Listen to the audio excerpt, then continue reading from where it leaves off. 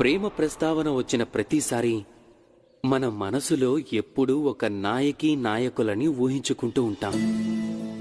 ఎందుకు? మీ విషయంలోనూ ఇలాగే జరిగిందా? కానీ ప్రేమంటే కేవలం నాయకి నాయకుల ఆకర్షణ బంధమేనా? కాదు.